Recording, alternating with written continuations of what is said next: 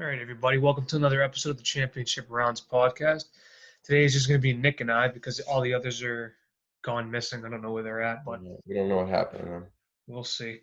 But in this episode, we're going to be talking about what we saw at UFC Fight Night, Whittaker versus Till. We're going to preview the next card, which is Derek Brunson versus Shahbazyan, and we'll talk about the news around the world of MMA and fighting. So, you ready, Nick? Yeah, I'm ready. All right. So going through the prelims of UFC Fight Night Whittaker versus Till, we had Nathaniel Wood beating John Castaneda by unanimous decision. Ramazan Imev defeating Nicolas Stolzel by unanimous decision. Beth Correa losing to Penny Kianzad via unanimous decision. Tanner Bozer absolutely demolished Rafael Pessoa by TKO. Mosvar Ivlev versus Mike Grundy ended in a unanimous decision to Ivlev. Tom Aspinall knocked out Jake Collier. Nicholas Dalby loses to Jesse Ronson by submission. And Francisco Trinaldo defeats Jai Herbert by TKO. So what do you got for these, Nick? I remember the Wood Castaneda fight.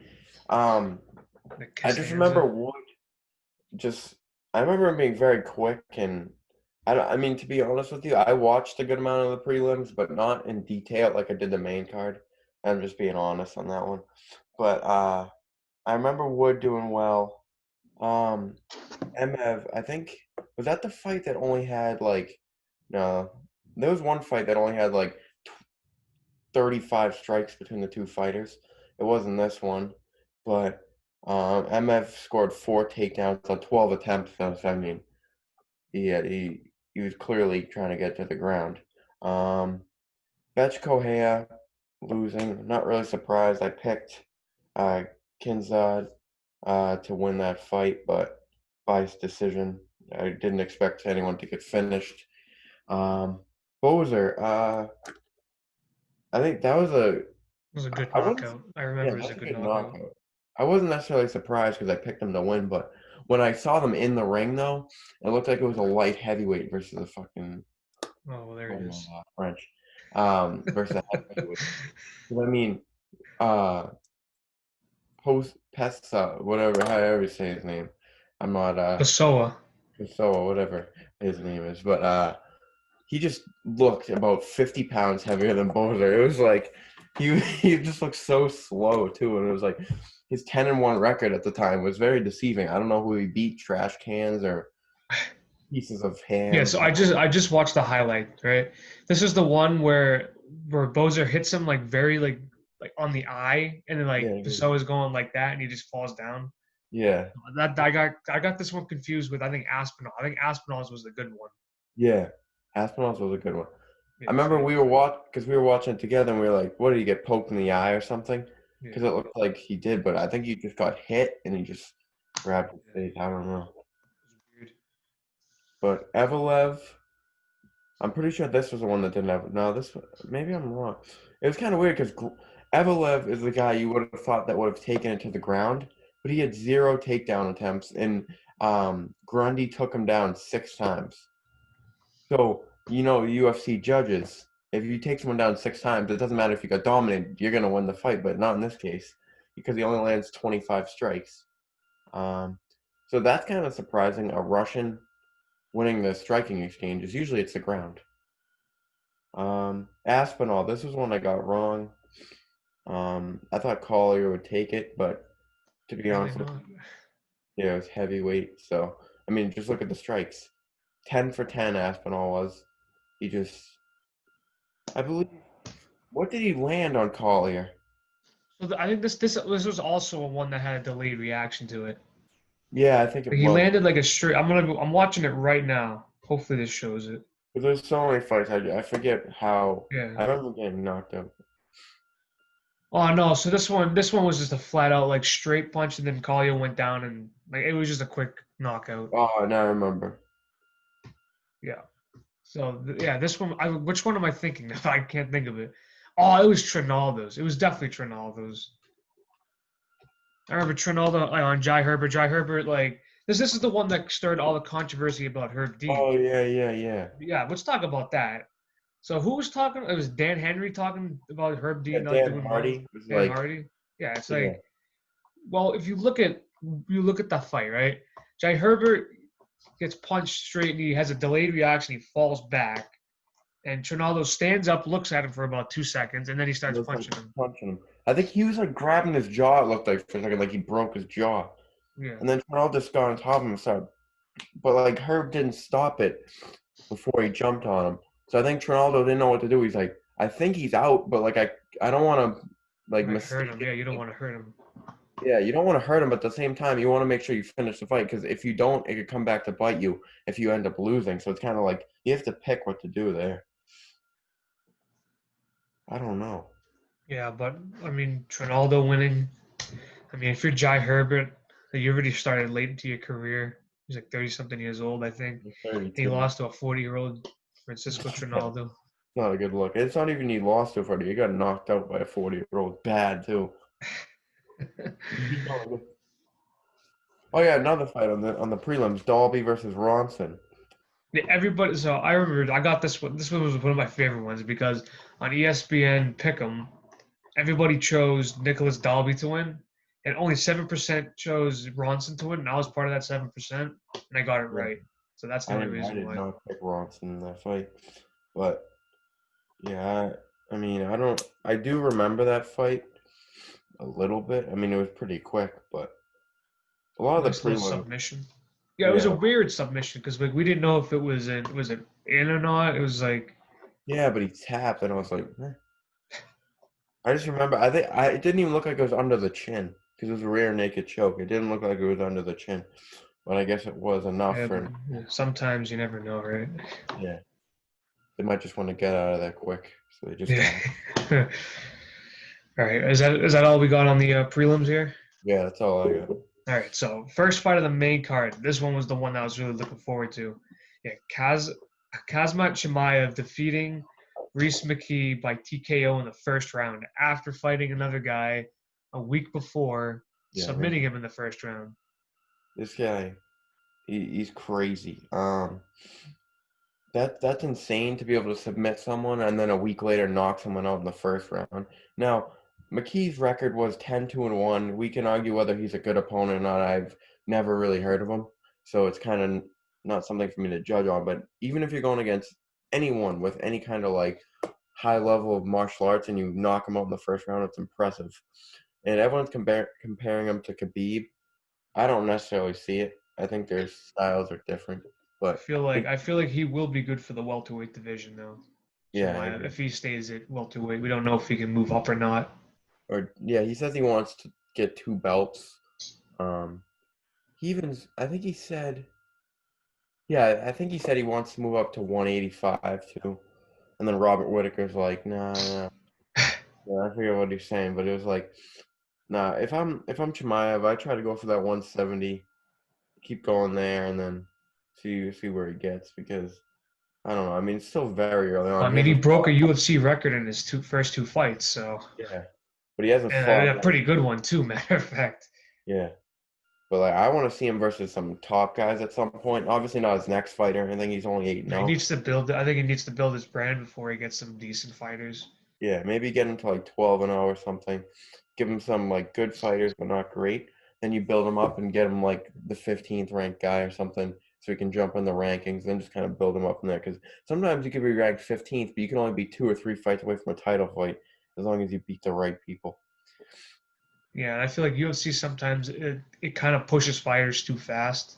Yeah, So yeah, I especially think you that, should like really take your time with this one. yeah, like you don't want to be Sage Northcutt Yeah. Oh, poor or Cody Sage. Garbrandt. I mean, Cody won the Oh, title. no, you can't. Cody Garbrandt's all right. He wasn't overhyped. He did win the belt, so Yeah, but it was kind Sage of Northcutt. Sage Northcutt was a definition of pushing a fighter too far. yeah. There's been a few of them. Um, I'm trying to think. Johnny Walker. Yeah, Johnny Walker for sure. Well, he's gonna be fighting soon. I saw. That's gonna be funny. I'm trying to think who else. There's definitely been other ones. Um, I just remember. You could even say, no, I wouldn't say Paige Van Zandt. She might not be that Nah, good. they didn't even have to try and push her. I think everybody was liking her. So Yeah. Uh, yeah, but Sage Northcutt's one that you just. Sage Northcutt went over to. Bellator, I think, or one. Yeah, I think it was one, and he got knocked out by a 40-year-old, but like got absolutely walloped too. Um, so like that's not something you want to see. Um, I remember Dana was like pushing for that kid like he was the next Yeah, big because he thing. came out of the Dana White looking for a fight. They're like, Yeah, "Oh, we got this kid. Let's go." him and Mickey Gall, honestly, they both, and they fought each other. Yeah. Two bumps. They're not bumps, but I mean they're not that good. All right. Up next, we had Alex Oliveira defeating Peter Sabota by unanimous decision. Um, There's really nothing really to talk about this fight. This yeah, one I think was, honestly, I think it was a boring fight for what I remember. That's all. I mean, there's yeah, not. There's one knockdown, and I went to Oliveira.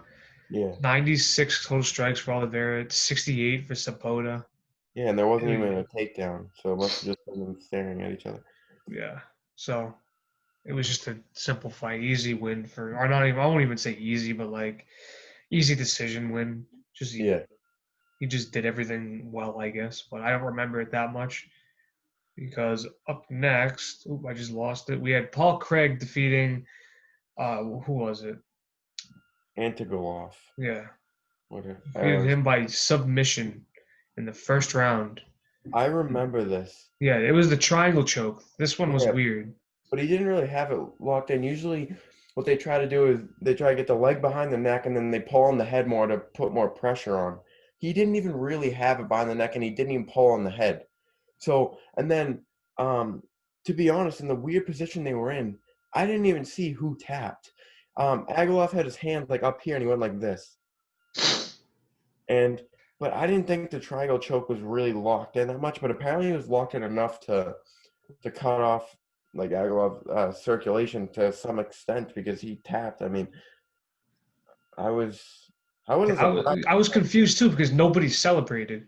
Yeah, it was Like Paul, weird. like Craig just went like, Yeah, they both walked to the corners, and we were like, "Is that the end of the round or something?"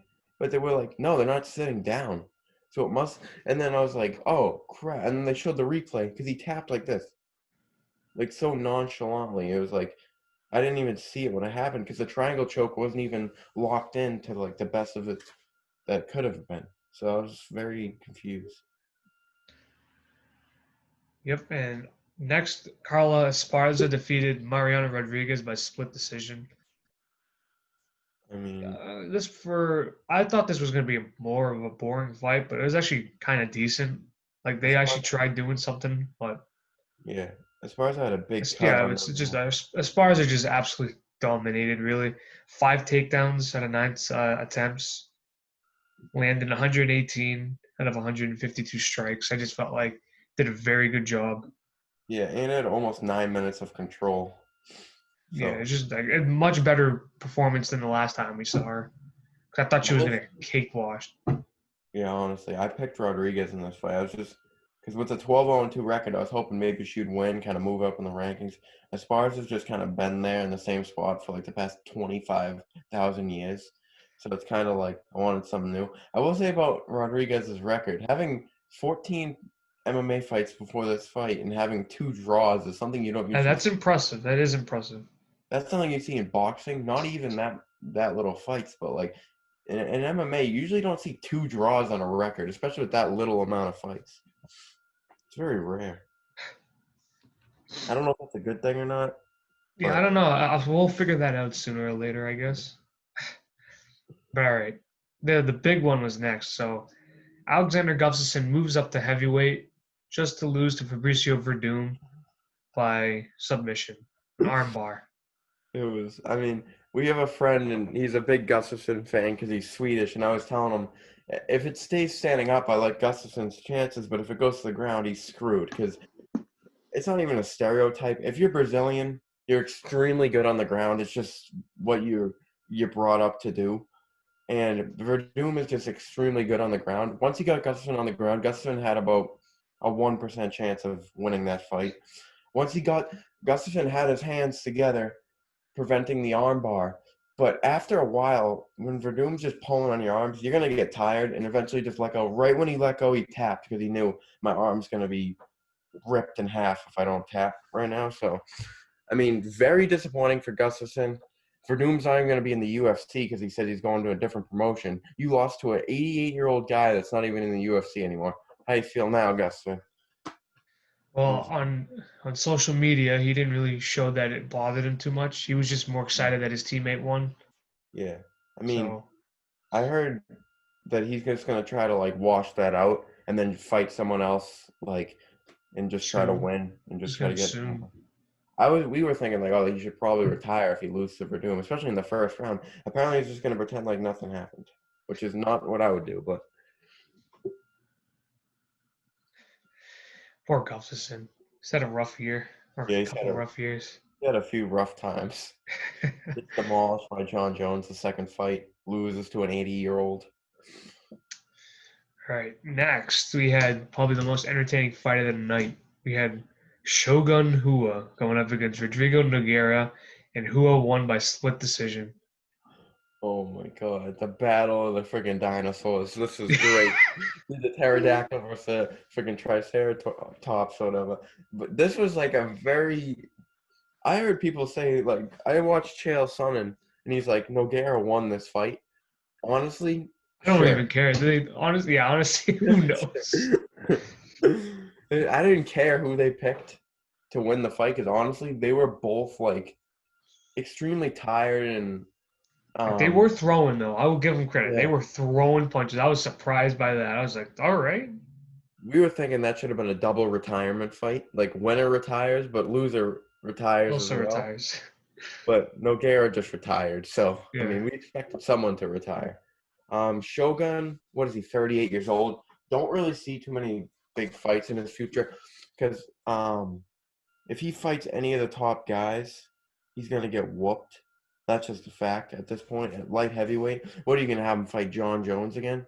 If John So Jones ever comes back, who knows? But what are you gonna have him fight Dom Reyes? He'll just get destroyed. So it's kind of like it honestly would have been smart for him to just retire on a win, especially beating Nogueira for the third time. For Christ's sakes, you know what's the weird thing about that?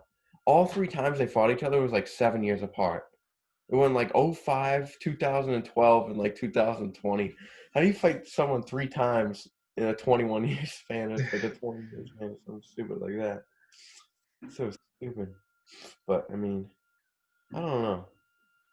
It's not really a fight that I was really looking forward to, but I think it actually did better than I expected. yeah, I know they were really throwing at each other. I was like, all right, I think they they can knew do it. like we gotta just They give were it all. gas. They were gassed after one round. I was like, oh man. Yeah, it's just kind of like that's kind of what you expected, but the fact that it went the distance, I actually expected. I picked Shogun by second round knockout. I thought he was just gonna catch him, but I mean, it was a close fight. I guess I don't know. It's kind of hard to call. And it helped us be more hyped for the main event, which was Robert Whittaker versus Darren Till. And Bobby Knuckles took the win by unanimous decision. I I think it mean, was a big win for Whittaker. yeah, I don't know what it does for him. I don't know what it does to Till for losing too, but I'm not sure. yeah. Honestly, I don't think it does too much bad things for Till. I mean, he beat Gastelum, who it seems like every top guy. Everybody's beating Gastelum in the middleweight Yeah. division. But it's kind of like he fought a very close fight for to Whittaker. I don't necessarily see where people are coming from. Till won the fight. I don't know how they can say Till won the fight. Just look at the strikes landed, 100 to 50. He I mean he threw 80 more, but still, I mean Whittaker clearly was the better guy. He used a lot of leg kicks, or just kicks in general. I mean he landed 30 kicks, so um. The takedowns, I think the end of the third round, it was probably 1-1 going to the third. I think the end of that third round, Whittaker getting that takedown kind of just sealed it. 2 for 13, but I just think that just sealed it. Once the judges saw that, they're like, "Oh, Whittaker won this round." I think it was 1-1 to that point. I mean, not 1-1. 2-2 to that point. I was thinking 3-round fight for some weird reason. I remember watching the fight and thinking it was 3-1, but I mean, I could see why they thought it was 2-2. I will say though, Till before the fight was like, "Oh, Whittaker on standing up, he's not on my level." To be honest with you, that fight showed otherwise. Yeah, they both looked scared to really Engage. lunge in to do something because they know that they can easily get caught by whatever these two guys got. So Exactly. They even said Whittaker said after it was such a frustrating fight, like stressful because they're so high level striking both of them that they kind of canceled each other out. To be honest, but yeah, that's the main event there. What do you see? What do we see for both these guys? Till. Let me see. I kind of want to look at the UFC rankings right now just to kind of decide what he's gonna do. To be honest with you, Whittaker. Like everyone's saying that he should get a title fight now. I mean, to be honest with you, if he isn't the next guy, who is? That's really the question. Like if you just look at the rankings, you got Whittaker, but you have Adesanya and Costa hopefully fighting. Hopefully nobody pulls out or something. And then you got Jared Cannonier. I always mispronounce his name. I mean, I guess you got Yoel Romero, who's not does not No, he's deserve it. not going to win a title anytime soon. Darren Till just lost to Whittaker, so there's no argument there. You got Jack Hermanson, who's a guy that a lot of people think maybe Whittaker fights next. The winner of that gets a title fight. I've heard that as well. But I mean, Jack is ranked sixth, so it's kind of like. And then even in this fight coming up, you got Edmund versus Brunson. I think if Edmund wins that fight, he goes into like seventh. Maybe he gets in there. To be fair, I think Whittaker is in the best position to get a title fight next. Do you see, so if Shahbazyan wins, do we see Till fighting him next? Yeah, maybe you see that, and then you see Jack fighting Whittaker. Maybe winner gets a title fight, or you just give Whittaker the title fight. Unless I think if Izzy wins, you give Whittaker the title fight. If Costa wins, I think Izzy probably wants a rematch. Well, I think He- yeah, I can definitely see that. But I think if Izzy wins, I would say probably give Whittaker the the fight. I mean, he was already Well, ranked. how about we call up Michael Bisping and he can fight again? Oh Jesus, How let's about call Luke up Rockhold? Marvin Vittori. Bring him up to fight Izzy again. Yeah, I think that's all we got for this card, right? Yeah, I mean that's kind of it. All right, moving on to the next card, we have UFC Fight Night Brunson versus Shahbazyan. So as of right now, on Tuesday the 28th at 1:21 p.m., I do not believe this is a full card, but this is the card that ESPN's given us. Yeah, if it is a This is full all card, on ESPN Plus. So I'm not sure what I don't know if this is the full card or not, if they're going to add something or not, but we'll see here. But this is what we got for it right now. So starting off, we have Chris Gutierrez going up against Coney Durden. And Gutierrez is a minus 333 to win this fight. What do you got, Nick? see, this is always tough. These prelim fights, where it's kind of like you either pick the new guy or you pick a guy that's kind of been around. And I've actually had some bad luck picking the old guy, so I'm actually gonna go Durden by decision. I think he gets it done, and he beats Gutierrez by decision. I'm just gonna give this to Gutierrez. Gutierrez after did come in on the Ultimate Fighter. He lost on the finale. And then he went on. And then he's now on a 3-fight winning streak. So I'm just gonna say he's gonna keep it going. Yeah, I'll probably get that one wrong, but sometimes you gotta take a shot in the dark.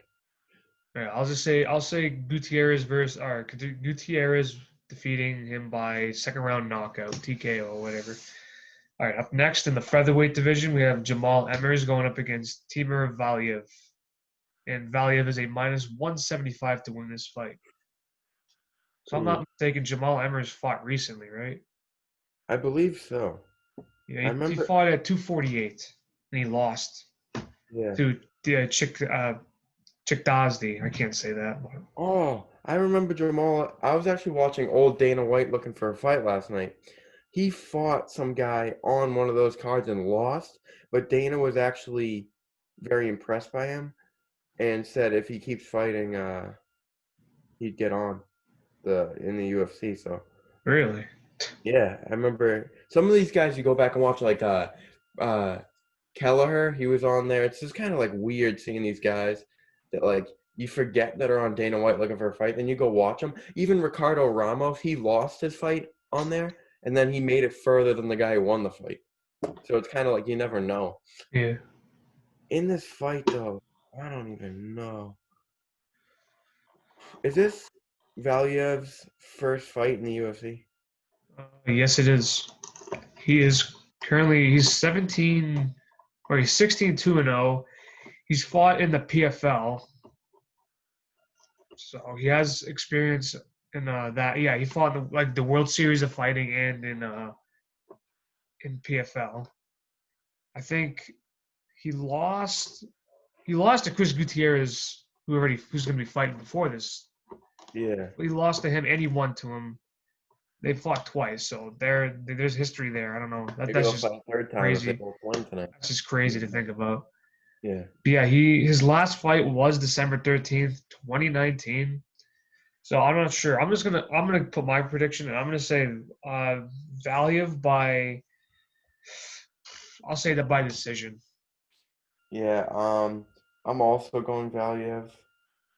It's kind of tough because I don't really want to pick back-to-back decisions to start off the card, but I'm just gonna play it safe and pick decision. It's kind of just if I get him winning correctly, like if he wins, I'm fine with that. Whether it's by decision or not, that's whatever. But as long as he wins, I'll be happy with it. But it's just tough. I don't know. Emmers, I mean, I remember watching that fight on Dana White looking for a fight. He took a fight and he like moved up in weight and he didn't really look too good, but Dana liked that he was tough. So that's why he's in the UFC because he's tough. So, I don't know. All right. Up next in the middleweight division, we have Eric Spicely going up against Marcus Perez, and Marcus Perez is a minus 189 to win. This one Eric, on paper actually looks pretty good. Yeah, this one's tough. Eric Spicely was on Ultimate Fighter. I remember him. This is a tough fight. They're the same exact height and reach, so it's not like anyone's got an advantage there. It looks like Perez. Yeah, Perez has been going. So in the UFC, Perez has gone loss, win, loss, win, loss. So I think he's up for a win now.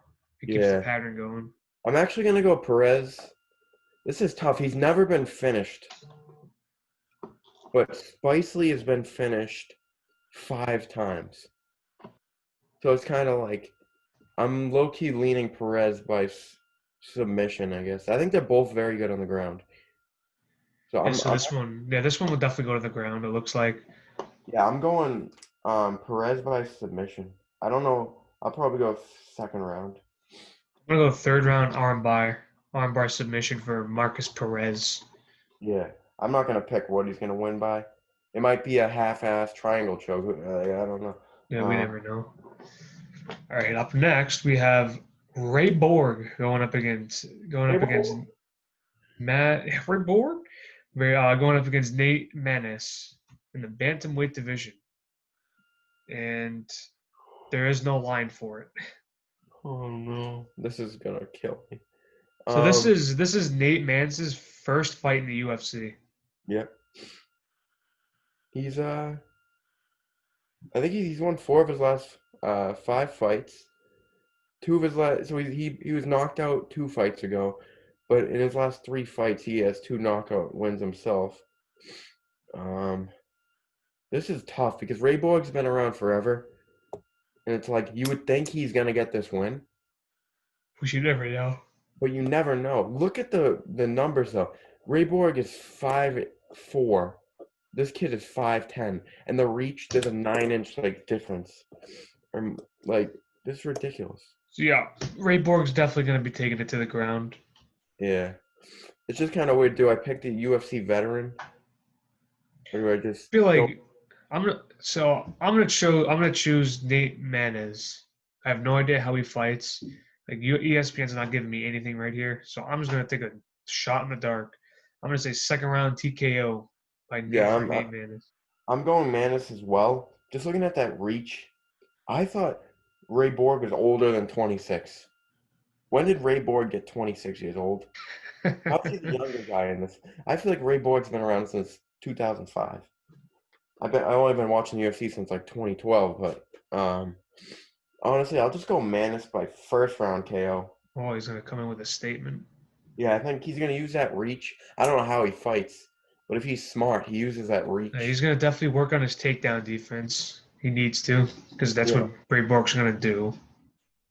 He just knocks him out. Maybe throw a little knee in there, see what happens. He's got a couple submissions himself, so maybe he is decent on the ground. It doesn't say like what kind of fighter he is, but I mean, 4 knockouts. He's been knocked out once. He has 2 submissions. Um, 5'10" though. That's kind of like Sean O'Malley at bantamweight, the tall guy. Yep. Well, let's just hope he's something. All right, up next in the light heavyweight division, we have Ed Herman going up against Gerald. This guy again, Gerald. Mearshart. Mercer, something like that. Yeah, and Gerald's a minus 189 to win. You have two guys who are veterans of the sport. You have Gerald, who has about 40 something fights under his belt, and Ed about almost has 40 fights under his belt. So I don't know I don't know what's gonna happen here, but Gerald lost his last fight at 250. You let me down. I picked Yeah, him.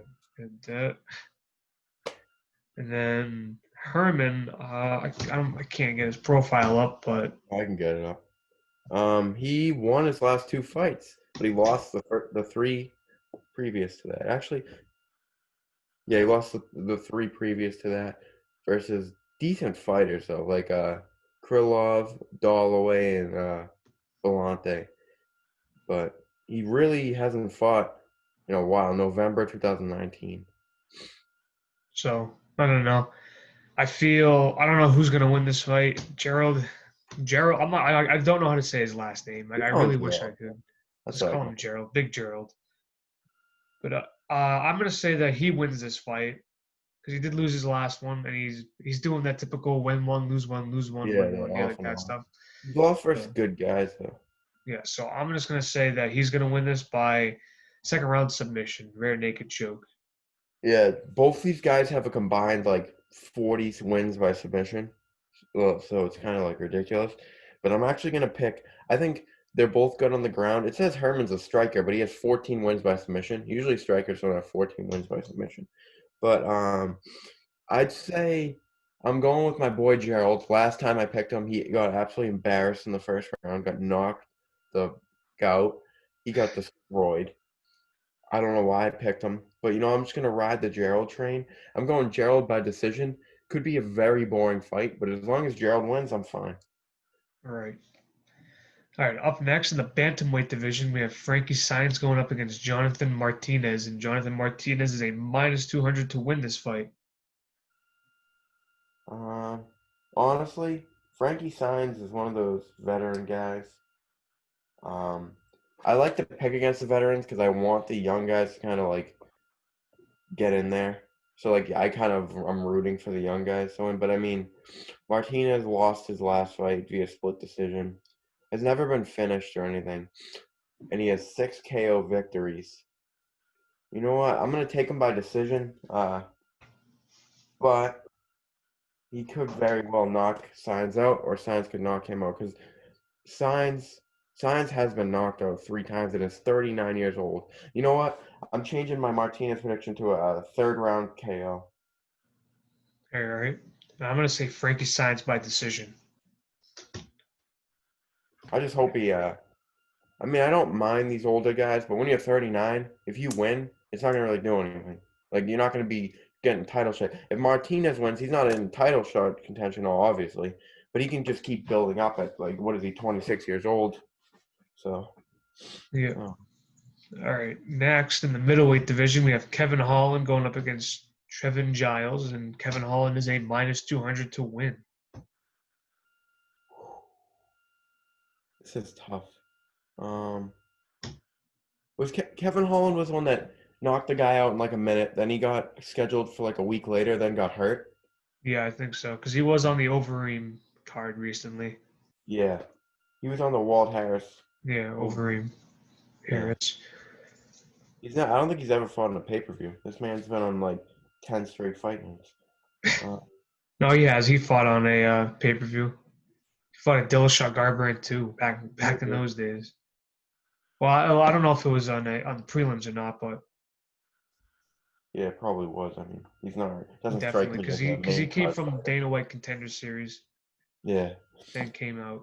So I think this could. He was at Bellator for one fight. So Oh, he was. yeah, I think this could be a good fight, but I mean, I lean Kevin Holland. He's got an unreal reach at middleweight, 81 inches. So I'm hoping this is gonna be an exciting card. Um, so I'm actually gonna go Kevin Holland by first round knockout. I think back-to-back fights he wins by first round knockout. Watch, he'll get absolutely yeah, I'll smoked. second that comment. I'll say first round knockout. There we go. Watch, Giles will freaking destroy him. Yeah, it's first round submission for Giles. Yeah.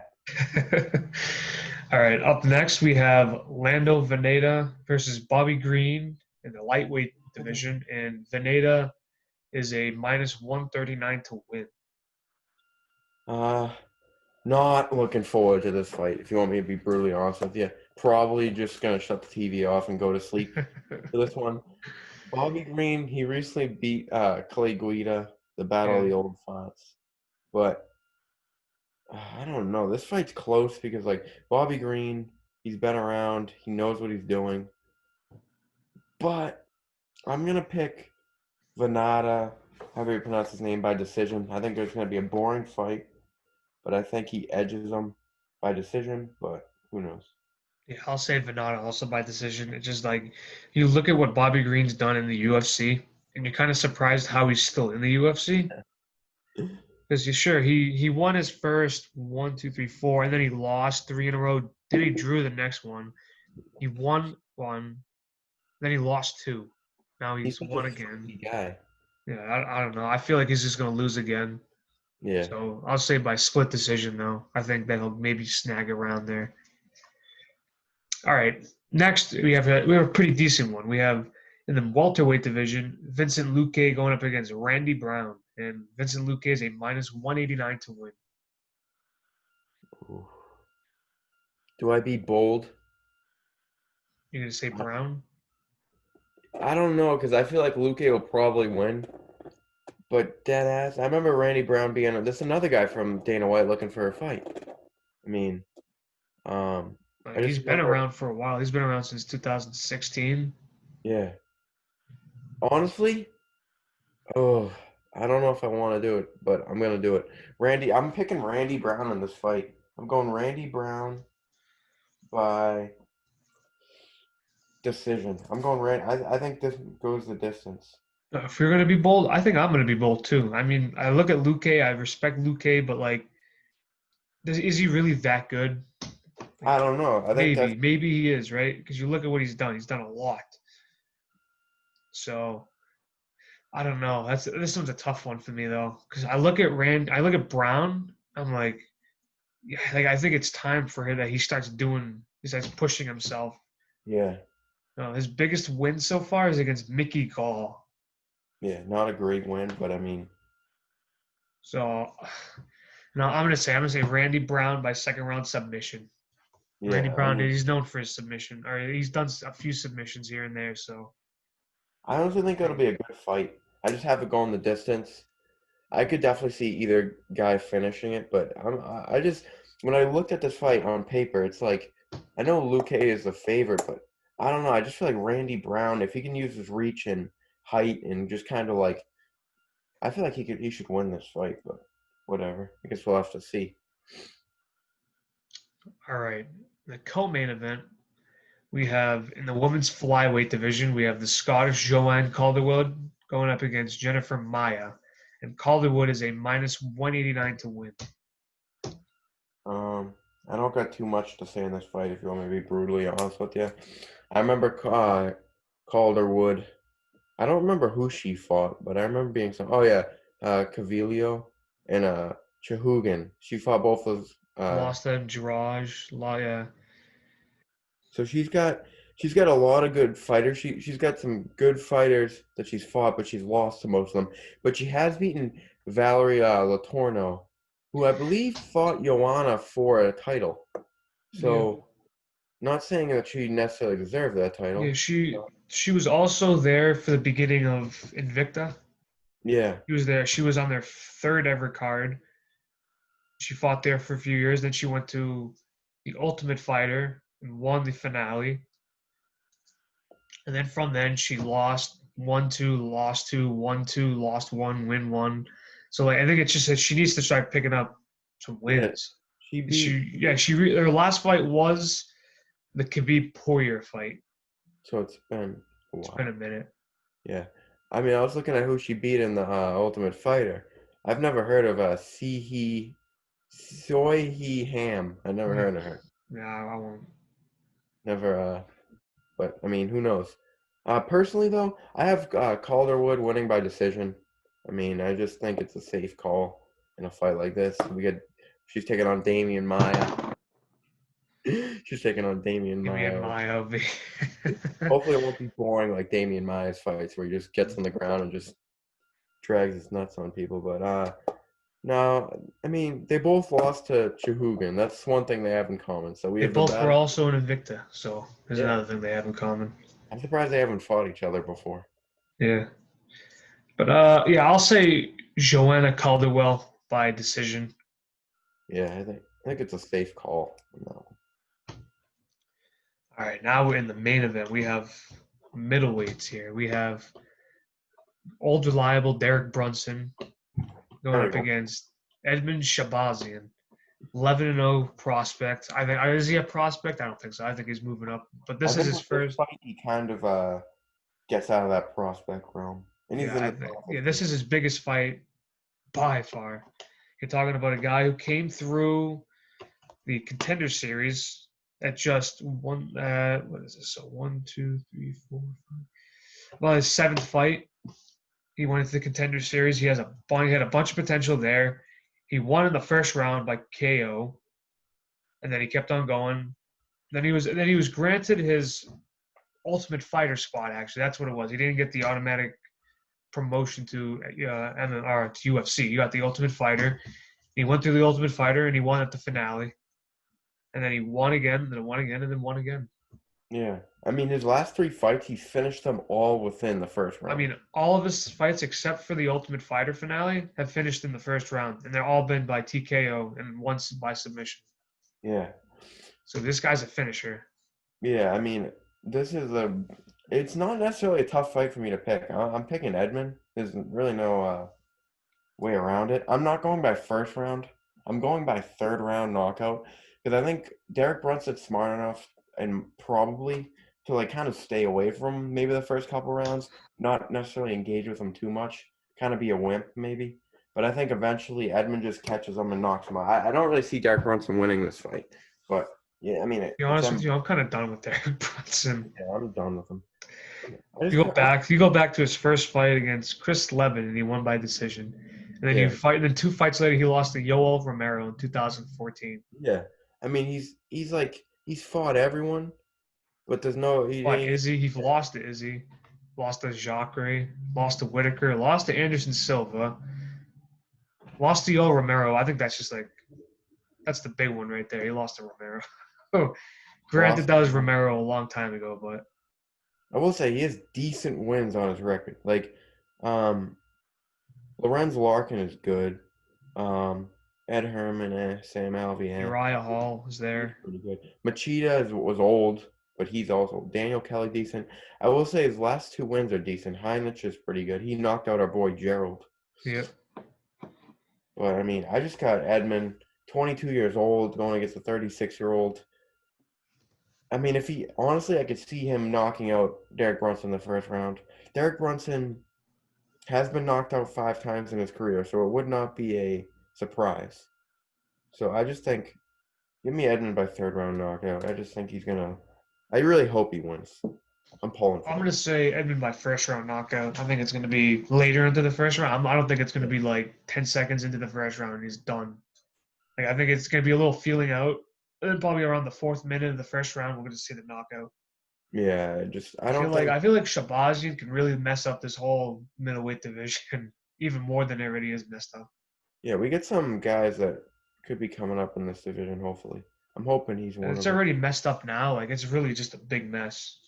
Yeah. I Yeah, mean, we don't Whittaker, really know Till, him. Adesanya, Paulo Costa, like who else? Whittaker. Whittaker, yeah, like Well, everybody. I think we just gotta kind of see what happens in that title fight before we kind of let everything else. Yeah, Because the loser of that fight, I mean, if we don't want to give, to be honest with you, no, I wouldn't say. I think if Costa loses that fight, maybe Till gets him. I know Till just lost, but I could see that fight happen. I don't think Whittaker should get Costa. I think he deserves a title fight, but that's just me. all right, is that all we got on this card? Yeah, I think that's really all in this one. It's not. It's not a complete card. Clearly, I mean, there's only like Nor is it that really good, but yeah. we'll take it. So let's talk about some news around the fighting world here. So let's keep it in MMA. We'll start with the confirmation of Khabib versus Gaethje, and that's supposed to be I don't remember where it's supposed to go, but it's October, right? October 20 something. Yeah, I think it's something like that. So this is the fight that we've all been waiting for. Very excited for it. Yeah, this Yeah, is October 24th. That's when it's set for. all right. So it's like a I week. believe it's on Fight Island, but I don't know. Who knows at this point? I mean, we don't even know where freaking next week's cards are gonna be because you never know with this whole thing. Yeah. But uh, I mean, this is a fight we kind of we. This was inevitable. It needed to happen. I mean, it's kind of like the Ferguson. This is going to be depressing if this fight happens on the first try because the whole Ferguson Khabib thing didn't happen about 7 tries. So if this Yeah. happens on the first try, it's going to be like, oh, just it must have just been Khabib and Ferguson. They just never were meant to fight each They other. never meant to be. This is a good fight, though. I mean, Like I was just going through Gaethje's like whole career. Like I think it was yesterday, or the day before, and like he's had an interesting career. Like yeah, he came in from the World Series of Fighting, back when it was called the World Series of Fighting. He won that tournament, and then he got granted the UFC spot, and he lost in his first two UFC fights, I think. yeah. I remember him starting off not too great. And it was they were both good fights though. That's the thing. Like they were both like fight of the year contenders. It was crazy. Yeah, Like it was against oh no, I got it wrong. So he did win his first fight against Michael Johnson after Michael Johnson spoke all this crap, and it was a fight. oh, Like I it was a remember that fight. That was a banger too. yeah, that was a great one. It was a fight of the year, and then he lost to Eddie Alvarez and Dustin Poirier. Those are two respectable guys, Yeah, I though. know they were both again like fight of the years. Yeah. So so you knew that you had something in him. You had this potential of this guy being like big. Like he was just losing. He lost two. Like usually when guys come in so hyped and they lose two in a row, it's not No, doesn't look good for him. like Johnny Walker. Yeah, exactly. So, he had his first fight against Michael Johnson, who Michael Johnson talked all this crap about like Justin Gaethje being an inbred, like his mother and his brother had him or something. It Yeah. was really stupid. Justin's like, all right, I'm just gonna knock you out. That's exactly what he did. Yep. And then Eddie Alvarez, very respectful opponent. He lost to in a fight of the year. Dustin Poirier, we all know Dustin Poirier now. Yeah, he We can all love bang. Dustin Poirier. And then he came back, and the big one, the biggest win of his career is James Vick, because this was make or break. If he loses this fight, we don't know where he does now, but he won it. And then he went on to fight Edson Barboza, and he knocked him out in the first round. That's respectable. And then he did Edson, the same thing to Donald Cerrone. yeah, and then And then he got granted a title fight or the interim title fight against Tony Ferguson, and he won. So I think yeah, now his potential is really starting to show. yeah. I mean, you're talking about you beat Vic Barboza and Cerrone, who are all very dangerous guys, and you especially Edson Barboza. He's the type of guy that you never know what you're gonna get with him because he could just throw a kick out of nowhere and knock your friggin' teeth out.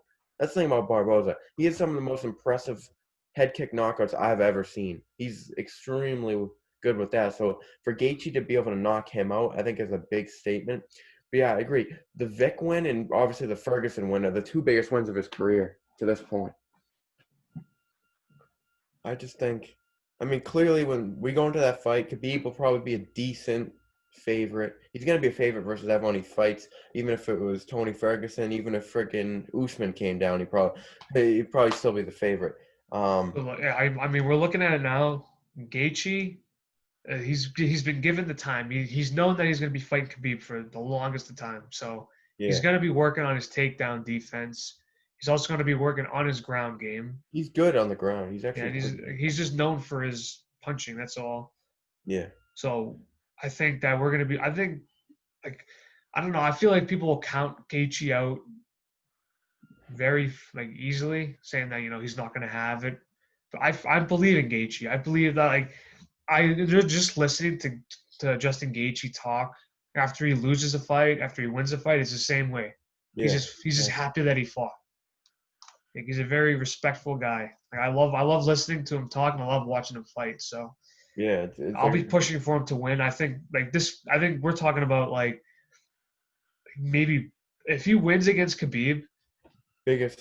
biggest like I don't know, would it be an upset? Like, it would just be biggest win of all time, Yeah, probably. other than biggest upset's probably Matt Serra knocking out GSP in the Yeah, first round. yeah, that's Because probably you fuck. yeah. Freaking Jake doesn't like that so Yeah, much, I but love that guy. When I was watching Dana White looking for a fight, the replays, I remember him being funny, but watching them again, it's just like, oh my god, this guy's hilarious. Nick the Tooth. but yeah, but so we have that super fight being made, and then we have another super fight that was made, but Yeah, this super one's a fight. this one's a very different one. We have Mike Tyson going up against Roy Jones Jr. Mike in Tyson. 8 rounds. Dude, oh my god, I want to see the odds on this one. I honestly, Hopefully, this is actually free to watch because if I have to pay for it, I don't know if I will. oh, I'll pay like $10 at the we're most. gonna have to pay for it, and you know what's gonna be? It ain't gonna be $10. It's gonna be fucking $80 because to watch two old farts hit each other. You know what's the thing though? Neither of them fight like if you watch them both hitting pads, they don't hit like old farts. So I mean, I hope they They're don't do both any. in really good shape. I just hope they don't do any testing because Mike Tyson is on something. There's no doubt about it. 10 years ago, he looked like a marshmallow. Now he looks like friggin' Francis Ngannou. I mean, come on. Well, let's get real. But I don't know how to see this one. So like Mike Tyson, his whole career, like I've been the guy who said that I like Mike Tyson, I like how he fights, but like he's not a really good boxer. He's just a really good puncher. He's like Yeah. a likable Deontay Wilder. Yeah, I will say this though. He is a bit better than Wilder technically. Um, when Mike Tyson's inside, he's a very good boxer, but you get him on the outside, he has no idea what the hell he's doing. I will say he's a good technical boxer. I'd give him a level above um, Wilder. I just think that Tyson, when he gets in there against someone that's a higher level than him, it shows. I mean, Holyfield, one time, obviously the fight got stopped because of the year, but the other time Holyfield beat him. So it's kind of like I feel like when he gets in there versus better boxers, he tends to struggle. But again, But this is Mike Tyson at a different. This is like 40-plus-year-old Mike Tyson going up against 40-plus-year-old Roy Jones yeah, Jr. So we don't know what we're gonna expect. Roy's 51, I believe. Mike's 54. So I mean, you Wow. combine for 105 years old over here. So I mean, Roy Jones. I'm one of those guys that say Roy Jones in his prime was probably unstoppable. Like nobody Yeah, could one beat of the him. best primes ever, if not the best. And like he's fought recently too. Like Yeah, 3 years remember he ago. had his retirement fight It like was a on the long time UFC ago. Fight Pass, wasn't it? Yeah, it was a weird. He has his own promotion. That's the thing, and he does like a combination of boxing, MMA, and like wrestling. Yeah, it's weird. Yeah, so like he's fought recently. I think he's. I think when you compare both of them, I like Roy Jones better as a fighter. Yeah. So I'm just gonna just early prediction. I'm just gonna say Roy Jones wins this fight. Yeah, I'm split on this because so people hear it's an exhibition. That doesn't necessarily mean that they're going easy. That just means that it's not on their record. Yeah. That's what So the I word mean that gives him any more of a chance to like not like do anything smart. yeah. Just huck And hands at each other. no headgear. I heard the gloves will be big, but no headgear. So it's a professional it's a professional level fight. If it was headgear, that's more amateur. Um, the big gloves, I don't know who I'd say that necessarily gives the edge, Roy Jones, we'll see how his reaction time is. You watch Mike Tyson hitting the pads, though. That man still Scary. has Like both these guys are scary. But you see Roy Jones on the pads, he's still like crazy fast. that. That's the thing. Mike has good speed, but a lot of power. Roy Jones has that quick, and he always has good reflexes. That's the thing. Even at his older age, if it goes to a decision, I definitely got Roy. But if in some way Mike like catches him and then ends up getting stopped, then I lean Roy Jones at this time. But with Mike Tyson, he might have like some crazy flashback or he's fighting like Frank Bruno or something and just knock Roy Jones into the next like world. You never know. That guy is such a loose cannon, I feel sometimes. He might go in there and kill him. I don't know. I'm just gonna say right now, right? So 2020 has been a horrible freaking year, right? We were supposed to have one major fight in Ferguson versus Khabib for like years, but this is the final year that it's never gonna happen. This is the year that's telling us it's never gonna happen. This fight is scheduled to happen, but I can almost guarantee it that one of them's gonna get hurt. Honestly. You know what's the weirdest thing? You know, you always hear fantasy fight. Whoever would have thought we're gonna see Roy Jones versus Mike fucking Tyson? Nobody. I mean, Roy Jones did fight at heavyweight at the end of his career, but he was naturally like a light heavy, basically, even lower. But it's crazy to think that we're going to see Mike Tyson versus Roy Jones, two of the biggest names in boxing ever. I mean, there's an argument they're not the two greatest boxers ever, but name-wise, you hear Mike Tyson, Roy Jones Jr. Those are Like huge. back in the '90s, like think about that. Yeah. If you said they were gonna fight in the '90s, like you would have had like all of Times Square going to this fight. Yeah, I mean, it would have been one of the biggest fights ever, to be It honest. probably is now. Honestly, it's probably one of the biggest fights ever because because there really hasn't been anything to look forward to in this year. So I tell you, if they put a $10 buy, they're gonna break a record for most buys. But if they put a $60 buy, I don't know if that's worth it. yeah, it's not gonna look good. We'll have to see. But I mean, but is that all we got on news? yeah, I mean, I don't really think there's anything else. Oh well, I mean, other than we got Stipe versus DC coming up. Well, yeah, that'll be a further episode. We can talk Yeah. about that sooner rather than later. Oh well, one more thing. Bantamweight. I don't know what they're gonna do. Like I know Sterling. Everyone's saying he's the guy that deserves it, but Dana, the way he talks about it, he doesn't know if he's giving Sterling the next title fight. That's such an interesting division. Yeah, honestly, it's a very messy division, just like the middleweight. Yeah, it's kind of like You have so many guys that could maybe get the shot, but we don't know. It like should be Aljamain Sterling though. yeah. You got Jan up here. You got Aljo, obviously Cody too. O'Malley's down there, but he could jump. Sandhagen lost to Aljo, but he's still up there. If I wonder if maybe Dillashaw will ever come back, like when he comes back. Yeah, We I don't don't know. Dominic Cruz, you can never count him out. I know he lost to Henry, but you can never count him out. And even if Henry comes back, he's probably gonna come back. Let's be honest, he's gonna fight. I wouldn't be surprised if you see him fighting Jan. Yeah. Or Volkanovski. Yeah. But yeah, I think that's it, right? Yeah, that's all I got. All right. Well, thank you guys for watching another episode of the Championship Rounds podcast.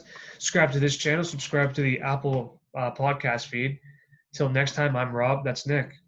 See ya. Peace.